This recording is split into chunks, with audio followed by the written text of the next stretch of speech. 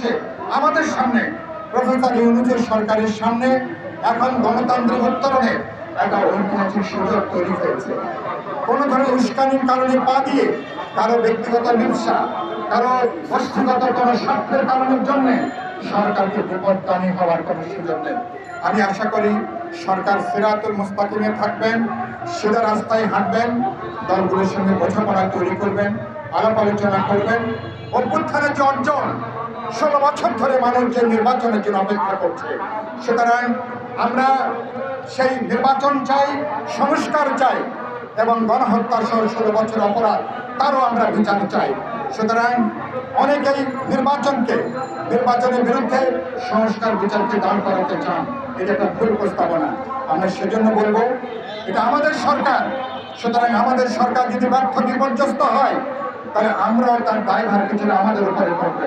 Professor ইউনূসকে বলবো আপনার উপদেষ্টাদের অধিকথন এবং কারো কারো যদি কোনো ব্যক্তিগত এজেন্ডা থাকে সেগুলোকে বিবেচনার মধ্যে নিয়ে আপনি সরকার পরিচালনা করবেন এবং আগামী 2-3 মাসের মধ্যে আলাপ আলোচনা করে সংস্কার সম্পন্ন করে যাতে নির্বাচনের ব্যাপারে সুস্পষ্টভাবে আমরা একটা নির্দিষ্ট রোডম্যাপ বলি, পথনকশা বলি, যাতে দেশবাসী জানতে পারে, তাহলে কিন্তু বাংলাদেশ রক্ষা পাবে।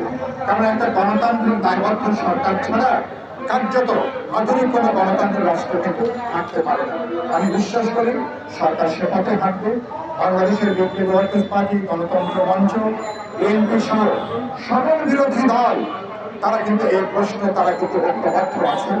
আমি সে আশা করি একদিকে যেমন আমরা আন্তর্জাতিক ফিলিস্তিনের প্রতি আমরা আমাদের সংহতি জানাবো, দেশের মধ্যে আমাদের জনগণ যদি ঐক্যবদ্ধ থাকে, নাগরিকরা ঐক্যবদ্ধ থাকে, দলগুলো যদি ঐক্যবদ্ধ থাকে, অভ্যন্তরীণ আন্তর্জাতিক যে কোনো সংকট ঐক্যবদ্ধভাবে আমরা মোকাবেলা করতে পারবো এবং বাংলাদেশকে 21শ শতাব্দীর উপযোগী মানবিক গণতান্ত্রিক রাষ্ট্রের দিকে আমরা নিয়ে যেতে পারবো। এ কথা বলে আপনাদের সবাইকে সালাম, শুভেচ্ছা, অভিনন্দন জানিয়ে আমি আমার বক্তব্য এখানে শেষ করছি। সবাইকে বিপ্লবী শুভেচ্ছা এবং অভিবাদন।